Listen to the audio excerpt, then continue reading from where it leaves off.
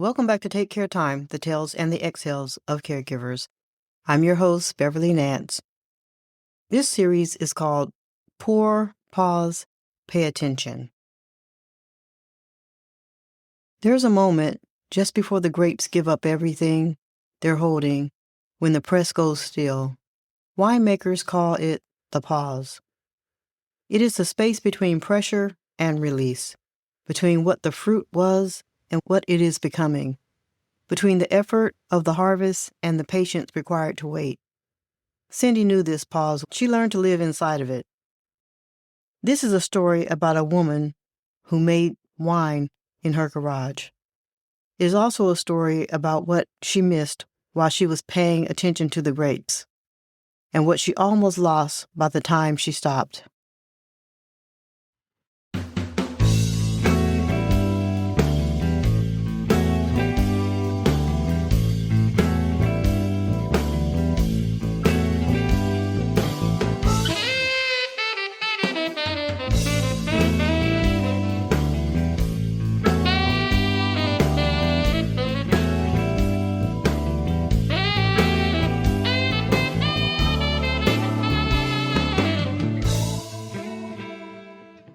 To understand Cynthia, affectionately known as Cyndi, you first have to understand Napa.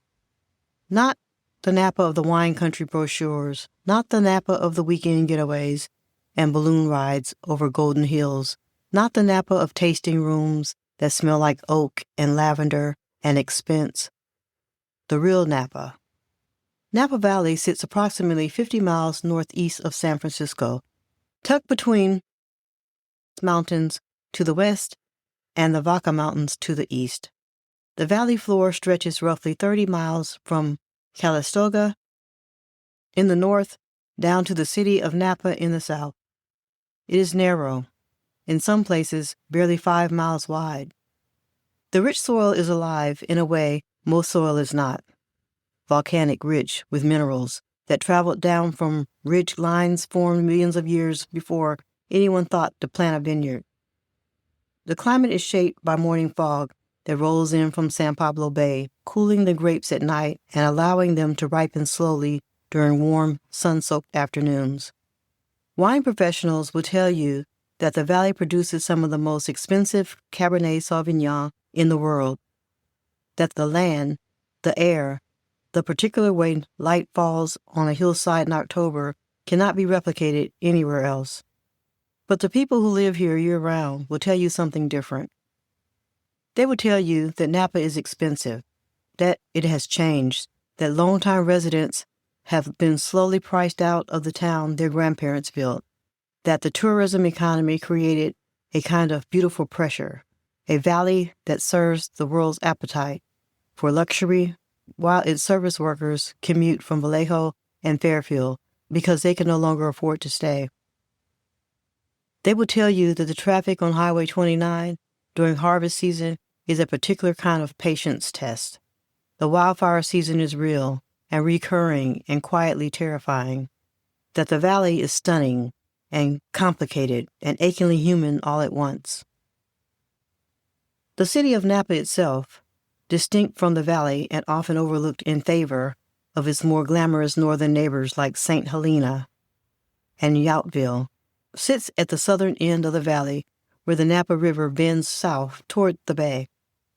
It is a real city, grocery stores, hardware stores, and schools and traffic lights, neighborhoods of modest craftsman homes with tidy front yards and basketball hoops in driveways, a downtown that has been revitalized over the past 20 years, brew pubs and restaurants, a restored opera house on First Street. But it is also a city where working families live quietly in the shadow of one of the world's most famous luxury destinations, where ordinary life happens between the vineyards. This is where Cyndi lived. Not in the valley floor among the estate wineries, not in the guest cottage with a view of a cave cellar. In a house on a street in the middle of Napa, where the neighbors had vegetable gardens and dogs that barked on Tuesday mornings and shared understanding that the wine country lifestyle, the one in the magazines, was something that existed nearby and was lovely to look at, but not quite theirs. Cyndi didn't mind. She had the grapes. Cyndi Marlowe, Cyndi to everyone who knew her, was 44 years old when the accident happened. She was the kind of woman who finished what she started, who kept a running grocery list on the refrigerator door, who called her mother every Sunday evening without needing a reminder, who learned somewhere in her mid-30s that the best way to manage the fullness of her life was to make things with her hands. She had tried pottery, abandoned it after 3 sessions when the clay refused to cooperate. She had tried knitting a scarf for Christopher's birthday and unraveled it twice before accepting that patience and yarn were incompatible with her particular temperament. Then, 8 years ago, she had attended a micro winemaking seminar at a small local shop on Browns Valley Road. It was a Saturday morning course, 3 hours, $20. She had gone mostly because her friend Daria had a gift card and didn't want to go alone. She had left with a kit, a notebook, and something she hadn't expected, a calling. Microbatch winemaking is exactly what it sounds like. Small volumes, home equipment, a deliberate, intimate relationship with a process that most people only encounter at the end, in a glass, across a table, years after the work was done. Cyndi started with a 5-gallon kit of Merlot from a home winemaking supply store. It was modest, slightly tannic, a little rough on the finish. She loved it completely. She loved the patience it required, the waiting, the daily monitoring, the way the process had a logic to it, not rigid but structured. She loved that wine rewarded attention and punished neglect, that every variable mattered, temperature, oxygen exposure, timing. She loved that there was something to check on. Over the following years, she expanded. A small fermentation corner in her garage became a proper workspace, wire shelving, a temperature-controlled cabinet, 5-gallon carboys lined up in careful rows, a notebook system, meticulous, color-coded, tracking every batch from primary fermentation to final bottling. She scoured grapes locally. A small family vineyard in Carneros agreed to sell her modest quantities each harvest. Surplus fruit, technically from rows that weren't part of their estate blend. She named every batch. This was non-negotiable. Her first successful Cabernet Sauvignon was called First Try, a rose she made during a particular difficult spring she labeled Still Standing. A Zinfandel she produced during the year Christopher's business first exceeded $1 million in revenue was named Abundance. The names were private, personal, rarely shared outside the garage. Christopher thought it was charming. He didn't always understand it, but he thought it was charming. Christopher Marlowe was the kind of man who built things, not metaphorically, literally.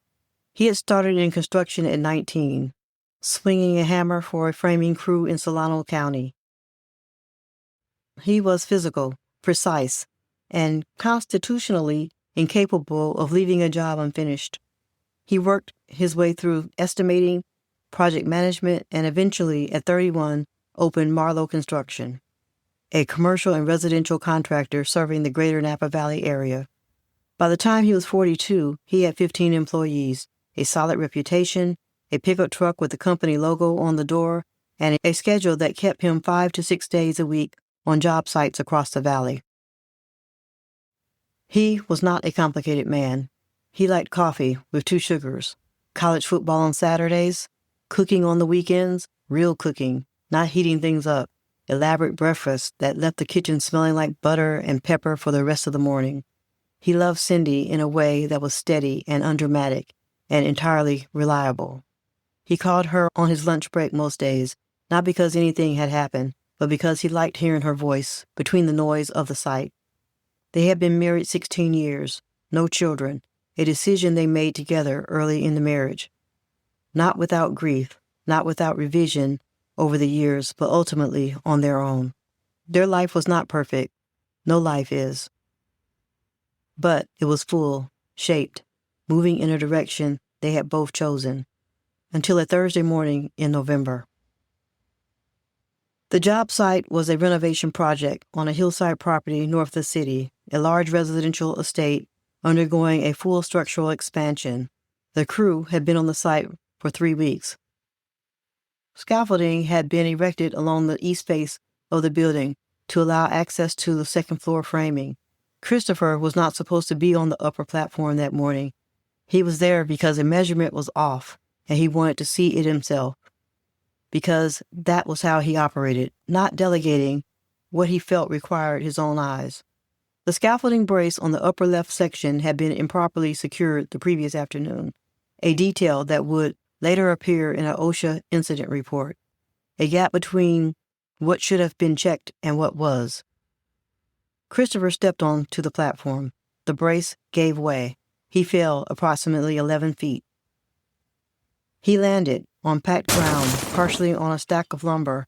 His foreman, Denny, reached him first. He was conscious. That was the first thing Cyndi was told when the phone rang at 10:47 a.m. Conscious. The word that was supposed to be reassuring, the word that, for caregivers, marks the beginning of a very long road. At Queen of the Valley Medical Center in Napa, the assessment took several hours. Cervical spine, intact, fractures, 2 ribs on the left side, a hairline fracture on the right wrist, significant soft tissue trauma to the left shoulder, and the one that would change everything, traumatic brain injury, moderate severity, frontal lobe involvement. Cyndi sat in the waiting room chair with her coat still on. She had driven to the hospital so quickly that she arrived still holding the dish towel from her kitchen counter. She set it on the chair beside her and did not look at it again. Traumatic brain injury, TBI, is one of the most common and least understood conditions resulting from workplace accidents. In the United States, construction workers account for a disappropriate number of fall-related TBIs each year. The frontal lobe, located directly behind the forehead, governs executive function, decision-making, impulse control, emotional regulation, personality expression. When it is damaged, the person who returns home is sometimes, not always, but sometimes, not exactly the same person who left. This is not a metaphor. It is neurology. And it is one of the most disorienting experiences a caregiver can face, because the face is the same, the voice is recognizable, the hands, when they reach for yours, feel familiar, but the internal geography has shifted, and the map you were using no longer matches the terrain. Christopher was discharged after 5 days. The discharge paperwork was 12 pages long. Cyndi read it all in the hospital parking garage before starting the car. Follow-up with neurology within 7 days. Physical therapy 3 days per week. Occupational therapy evaluation scheduled. Pain management consultation pending. Avoid screens for the first 2 weeks. Limit cognition exertion. No driving. No job site activity. No job site activity. She drove home carefully. Christopher sat in the passenger seat with his head tilted slightly toward the window. He didn't speak for most of the drive. Christopher, who called her at lunch most days, Christopher, who narrated his commute when traffic was bad, Christopher, who had talked her through an entire cooking show he'd seen as she drove home from a weekend trip, in detail for 45 minutes. Quiet. She didn't push. She filed it under expected, under temporary, under things that could resolve with rest and time and proper care. Caregivers do that. They file. The first weeks were structured around appointments. Neurology on Mondays, physical therapy Tuesday and Thursday mornings, occupational therapy on alternating Wednesdays. Pain management had a 2-week wait, which felt longer than it was. Cyndi cleared her freelance consulting schedule. She had worked part-time in organizational communications for small nonprofits since leaving her full-time position 6 years prior. It wasn't complicated work, but it was hers. She notified her 2 current clients, explained a family medical situation, and asked for a temporary pause.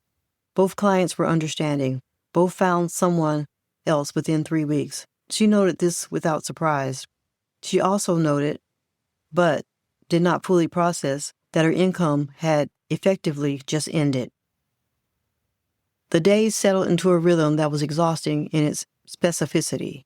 6:15 a.m., coffee, medications laid out, the pill organizer she had purchased at the pharmacy on the way home from the hospital, Monday through Sunday. Mornings and evenings sitting on the counter like a small plastic calendar of obligation. Christopher had been prescribed 4 medications at discharge, 2 for pain management, 1 for inflammation, 1 to support neurological recovery. Cyndi tracked all of them. She kept a log in her phone. Date, time, dosage, any noted side effects. She had started the log the morning after discharge, without anyone telling her to. It was just how her mind worked. Organize the inputs, control what can be controlled. At the pain management consultation, the physician reviewed Christopher's case and adjusted his regimen.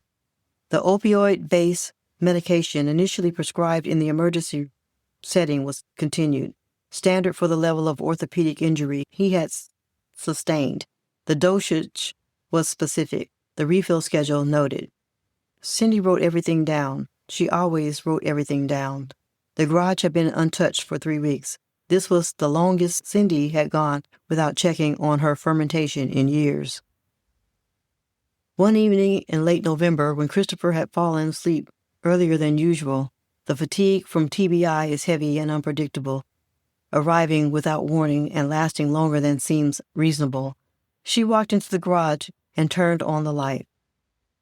There were 2 active batches, a Cabernet Franc she had started in late September and a small experimental Grenache, her first time working with that veritable, and she had been watching closely before the accident interrupted everything.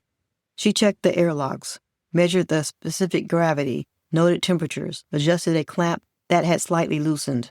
The Cabernet Franc was fine. The Grenache had drifted, too warm for too long, not ruined but altered. She stood in the garage for a long moment, holding her notebook, looking at the Grenache. Things drift when you look away, she wrote at the top of the batch page in the margin, not as a note about wine, as a note about something she wasn't quite ready to name yet. She labeled the batch. She called it November. The changes in Christopher came in layers, not all at once, not dramatically, not in a way that would have made them easier to identify. In the first weeks, everything was attributable to the injury itself. Fatigue was expected. Mood fluctuations were expected. Difficulty concentrating, frustration over small things, the occasional afternoon where he sat in the living room and stared at nothing for a long stretch of time that made Cyndi want to say something but didn't. All of it was documented in the discharge paperwork. All of it was within range. She knew because she had read the paperwork 4 times. She noted at week 3 that Christopher seemed more comfortable in the evenings, more settled, more like himself. The tension that lived in his jaw during the late mornings seemed to dissolve by dinner. She noticed that he asked for his evening medication earlier than scheduled on 2 occasions. She adjusted the timing slightly. Reasonable, she thought. Pain has rhythms. Bodies have patterns. She noted it in her log. She did not connect it to anything. Here is what no one tells you about becoming a caregiver. They don't tell you how good you will become at holding everything. The schedule, the medications, the appointments, the insurance calls, the way you learn to read another person's face before they speak, to anticipate the shift before it arrives, to adjust, to absorb, to continue. They don't tell you that this skill, this remarkable, exhausting, adaptive skill, can become the very thing that obscures what you most need to see. When you are managing everything, everything looks like something has been managed, not something to be questioned. Cyndi was good at caregiving. She was organized, thorough, present. She tracked the medications and the appointments and the moods and the meals. She read about TBI recovery online at 11 p.m. while Christopher slept. She attended the neurology appointments with a printed list of observations. She poured every hour of herself into managing the situation, And then, when the day quieted, she walked into the garage. She checked the temperature. She measured the gravity. She wrote in her notebook. And she breathed. The wine was the thing that asked nothing of her. It simply became, slowly, with patience, according to its own timeline. But here's what Cyndi would later understand. Wine is honest. It shows you exactly what has happened to it. Every variable leaves a mark. Every hour of incorrect temperature. Every moment of oxygen exposure. Every shift in fermentation environment. It doesn't hide what it's been through. People are different. People learn to perform stability, to present the face of routine even when the interior is drifting. As a caregiver, the one who has learned to see everything through the lens of management, sometimes mistakes performance for wellness. Cyndi saw what was in front of her. She just wasn't asking the right questions. Next time on Pour, Pause, Pay Attention, Cyndi begins to notice small inconsistencies in the medication count. Christopher insists everything is fine. And the Grenache, the batch she called November, developed something unexpected in the bottle. A complexity she didn't plan for. A flavor she can't quite name. Pain medication dependency after traumatic brain injury is more common than most families are told. Studies suggest that patients with TBI are at an elevated risk for opioid misuse due to changes in the brain's reward and regulation systems, changes that can be invisible in early recovery. The signs are subtle, and subtle for a caregiver always managing a great deal can be easy to explain away. Next week, we go deeper into the fermentation.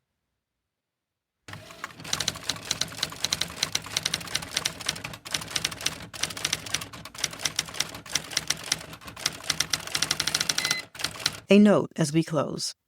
Cyndi has her garage, her notebook, her wine. She has a place that belongs entirely to her, even when everything else belongs to the role. If you are a caregiver listening to this, I want to ask you something. What is yours? Not the to-do list, not the appointment calendar, not the medication log. What is the thing you do, or used to do, or have been meaning to try that gives you back to yourself for even an hour? Because this is exactly what I built the Take Care Time respite box for. Not as an add-on to your caregiving, not as a reward for surviving the week. As a reminder that the person doing the caregiving matters too. For the rest of April, the Spring Flowers box is available. It is curated for rest, reflection, and that specific exhale that caregivers really give themselves permission to take. You can find it at takecaretime.com. And our May box is all about pouring yourself something, pausing, and paying attention to yourself this time. That box will be available beginning May 1st. Share your story. Have you ever cared for someone whose personality or behavior shifted after an injury or illness? Did you notice the change gradually, or did it arrive all at once? And was there something, a hobby, a ritual, a private practice that kept you tethered to yourself during that time? I want to hear from you. You can reach me at podcast@takecaretime.com. Because caregivers listening need to hear more than the clinical version. They need to hear the real one. Please note that this episode features reenactments and dramatized details. While in most cases the exact verbatim dialogue may not be known, all dramatizations are grounded in thorough research and crafted to honor the stories shared, to respect the privacy and confidentiality of the individuals involved. Names and some identifying details have been changed. Until next week, take care.